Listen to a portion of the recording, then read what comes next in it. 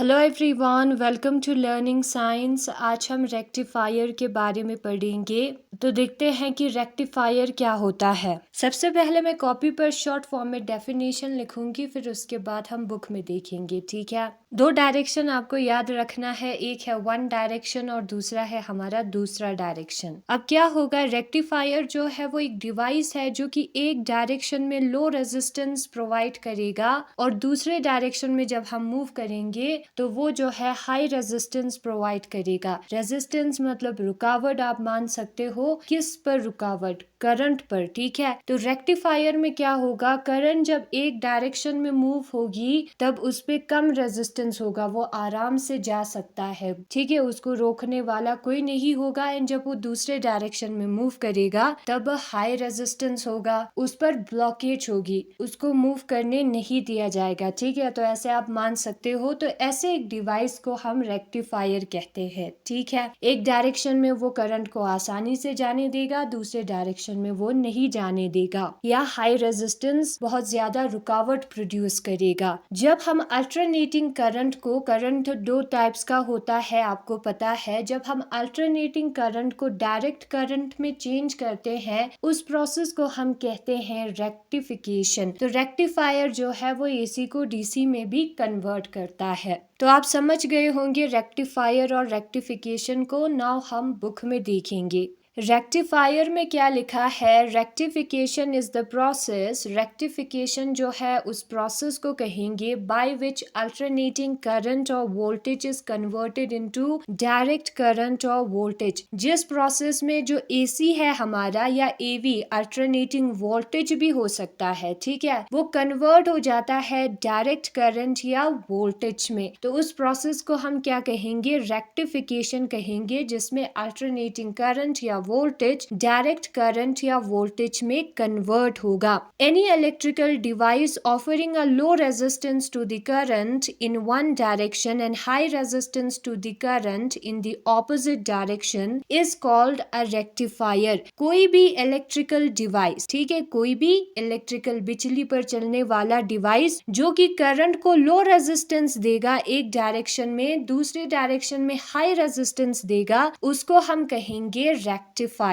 ठीक है, एक जगह पर वो मूव करने देगा लो रेजिस्टेंस, दूसरी जगह पर रेजिस्टेंस देगा, मूव नहीं होने देगा, उसको हम कहते हैं rectifier. Since a PN junction diode offers low resistance to the input current when it is forward biased, जो पीएन जंक्शन है अभी तक हमने पढ़ा है, वो जो है लो रेजिस्टेंस देता है इनपुट करंट को जब वो फॉरवर्ड बायस्ड होता है, और हाई रेजिस्टेंस देता है हमारे करंट को जब वो रिवर्स बायस्ड होता है। तो पीएन जंक्शन को हम एज अ रेक्टिफायर यूज कर सकते हैं। रिवर्स बायस में क्या होगा, माइक्रो एम्पायर का करंट फ्लो होगा, रेजिस्टेंस जो है वो इंक्रीज होगी, आप यहाँ पर देख सकते हो, जिसके वजह से थोड़ा सा ही करंट फ्लो होगा, वो भी माइनॉरिटी कैरियर्स की वजह से। तो हम देख सकते हैं फॉरवर्ड बायस में तो वो करंट को फ्लो होने देता है, रिवर्स बायस में वो करंट को फ्लो नहीं होने देता है, हाई रेजिस्टेंस ऑफर करता है पीएन जंक्शन। तो ये जो है इसको हम क्या कर सकते हैं, एज अ रेक्टिफायर यूज कर सकते हैं। फिर उसके बाद लिखा है a rectifier is a PN junction diode. Rectifier जो है वो एक पीएन जंक्शन डायोड है which is specially design to rectify alternating current. और ये जो है हमने डिजाइन क्यों किया है, स्पेशली डिजाइन किया है इस जंक्शन डायोड को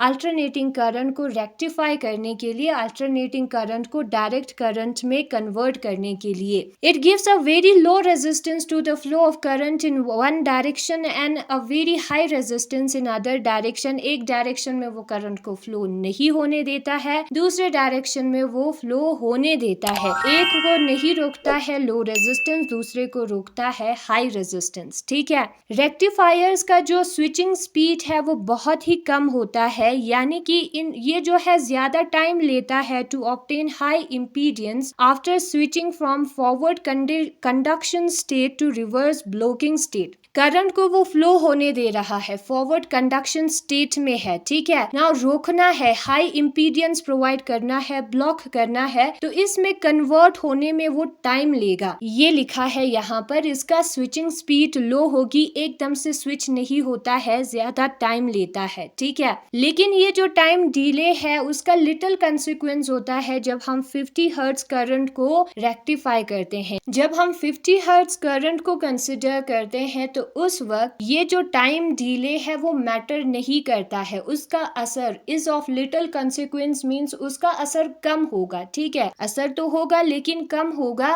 for high frequency application switching time should be sufficiently reduced to maintain rectification efficiency. अब ये रेक्टिफिकेशन एफिशिएंसी को मेंटेन रखने के लिए एक रेक्टिफायर अच्छा रेक्टिफायर है, एकदम से काम करता है। ऐसा करने के लिए हमें क्या करना होगा, हमें जो है इसके स्विचिंग टाइम को कम करना होगा। एकदम से ये रोके करंट को, पहले फ्लो होने दे, ऐसा हमें होने देना चाहिए। तो हाई फ्रीक्वेंसी एप्लीकेशन, जब हम हाई फ्रीक्वेंसी में रेक्टिफायर को यूज करते हैं तो हम एक ऐसा रेक्टिफायर को लाते हैं जो कि एकदम से स्विच होता है, ठीक है। हाई इम्पीडियंस का मतलब क्या होता है? हाई इम्पीडियंस का मतलब होता है एक पॉइंट जो कि बहुत कम करंट को फ्लो होने दे, ठीक है। तो रुकावट को हम इम्पीडियंस कह सकते हैं और इम्पीडियंस को हम Z के साथ भी डिनोट करते हैं, ठीक है। तो हाई इम्पीडियंस मीन्स रुकावट। यहाँ पर हाई इम्पीडियंस का मतलब है रुकावट। इस बुक में कहाँ पर लिखा है हाई इम्पीडियंस? हाई इम्पीडियंस ऑब्टेन करने के लिए, हाई रेजिस्टेंस ऑब्टेन करने के लिए, हाई रुकावट ऑब्टेन करने के लिए after switching from conduction state to blocking state. अब रुकावट कर रहे हैं तो ब्लॉकिंग स्टेट में हमें जाना है कंडक्शन स्टेट से, ये टाइम ज्यादा लेता है, ऐसा यहाँ पर लिखा है। ज्यादातर रेक्टिफायर्स का जो पावर डिसिपेशन कैपेबिलिटी है वो होता है 0.1 से लेकर 10 वॉट तक, ठीक है। तो आप इस वैल्यू को याद रख सकते हो। रेक्टिफायर का रिवर्स ब्रेकडाउन वोल्टेज जो है वैल्यूज दिया है, ठीक है, 50 से लेकर 2500 वोल्ट तक होता है। और हाई वोल्टेज रेक्टिफायर को अगर हम कंसिडर करें, 2 और more PN junctions are connected in series. तो हाई वोल्टेज रेक्टिफायर में सिर्फ एक ही पीएन जंक्शन नहीं होगा, बहुत सारे पीएन जंक्शन होंगे, सारे पीएन जंक्शन रेक्टिफायर है, ठीक है, जो कि सीरीज में कनेक्टेड होंगे, तो वो बनाता है हाई वोल्टेज रेक्टिफायर। ये आप याद रख सकते हो, इंफॉर्मेशन है। स्विचिंग टाइम जो है रेक्टिफायर का 50 नैनो सेकेंड होता है लो पावर पे चलने वाले डायोड्स के लिए, और 500 नैनो सेकेंड होता है हाई पावर पर चलने वाले डायोड्स के लिए। नैनो सेकेंड मीन्स उसका स्पीड है, ठीक है। नैनो मीन्स 10⁻⁹ मीटर, ये इसका स्पीड है। 50 to 500 मीन्स जो हाई पावर पे चलते हैं उस पर स्पीड ज्यादा होगा। स्विचिंग टाइम यहाँ पर लिखा है the time taken by switch to go from on state to off state और from off state to on state is called switching speed और स्विचिंग टाइम। जो टाइम लगता है ऑफ से ऑन होने पर या ऑन से ऑफ होने पर, उसी को हम स्विचिंग टाइम कहते हैं। और स्विचिंग टाइम जो है उसको हम मिली सेकेंड में या नैनो सेकेंड में मेजर करते हैं। रेक्टिफायर का स्विचिंग टाइम थोड़ा ज्यादा होता है, करंट को फ्लो होने दे रहा है, अब बंद होने में, ब्लॉक करने में वो थोड़ा टाइम लेगा, तो इसको आपको ध्यान में रखना है। हाई फ्रीक्वेंसी में ऐसे रेक्टिफायर को यूज नहीं करना है, ठीक है। जितना कम टाइम लेता है ऑन ऑफ होने में, ब्लॉक और करंट को फ्लो करने देने में, उतना ज्यादा एफिशिएंट है हमारा रेक्टिफायर। तो यही है रेक्टिफायर के बारे में। Thanks for watching.